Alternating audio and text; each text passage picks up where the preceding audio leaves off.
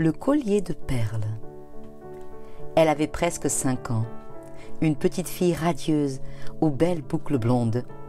Elle attendait avec sa mère près de la caisse du magasin.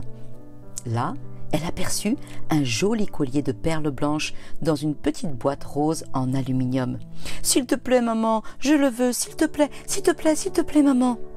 Rapidement, la mère regarda au dos de la boîte et fixa les yeux de sa petite fille, dont le visage en disait long. « Si vraiment tu le veux, ce collier, je vais penser à certaines tâches que tu pourrais faire à la maison et, en un rien de temps, tu pourras épargner assez d'argent pour pouvoir te l'acheter toi-même, dit-elle. » Aussitôt arrivée à la maison, la fillette vida sa tirelire et compta 1, 2, 4, 7 euros. Après le souper, elle fit plus que sa part et elle alla même chez la voisine pour lui demander si elle pouvait ramasser les pissenlits pour quelques pièces. À son anniversaire, sa grand-mère lui donna aussi un peu d'argent et enfin, elle avait suffisamment pour acheter le collier. Et c'est ce qu'elle fit. Qu'elle aima son collier. Elle en était si fière, elle le portait partout, même dans son lit. Chaque soir, quand le temps de se coucher approchait, son papa interrompait ses occupations, venait dans sa chambre et lui lisait une histoire.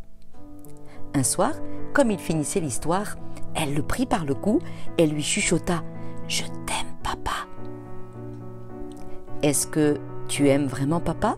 demanda-t-il. « Oh oui, papa, tu sais que je t'aime beaucoup. »« Si tu m'aimes, pourrais-tu me donner ton collier de perles ?» demanda-t-il. « Oh non, papa, non, pas mes perles. Tu peux avoir Princesse, le cheval blanc de ma collection, celui avec une queue rose. Tu sais, papa, celui que tu m'as donné, c'est ton préféré. »« C'est correct, ma chérie. Je t'aime si fort. Bonne nuit. » Quelques soirs après, pendant que son père entrait dans la chambre, la petite fille était assise sur son lit avec ses jambes croisées à l'indienne. Comme il s'approchait, il remarqua que son menton tremblait un peu et qu'une larme silencieusement descendait le long de sa joue. « Mais qu'est-ce qui se passe? Qu'est-ce qui ne va pas ?» Elle ne dit rien, mais leva sa petite main vers celle de son père. Alors qu'elle l'ouvrait, il y avait dedans son collier de perles. Avec un petit tremblement, finalement, elle dit « Tiens, papa, c'est pour toi. Si ça te fait vraiment plaisir, alors je veux bien te le donner. » Les larmes aux yeux, le papa prit d'une main le collier de perles et de l'autre main fouilla dans sa poche et sortit un coffret bleu en velours, contenant non pas un collier de perles en plastique, mais un collier de vraies perles, et il le donna à sa petite fille émerveillée. Tout ce que son papa attendait, c'était qu'elle lui fasse confiance en abandonnant le collier qui ne valait rien pour qu'il puisse lui donner un vrai trésor.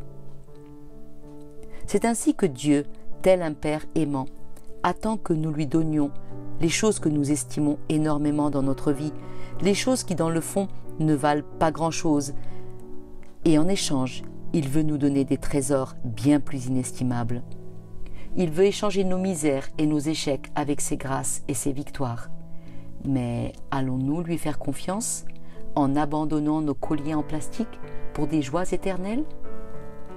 Celui qui voudra garder sa vie la perdra, mais celui qui perdra sa vie pour moi la retrouvera, dit Jésus. Matthieu 10, 39.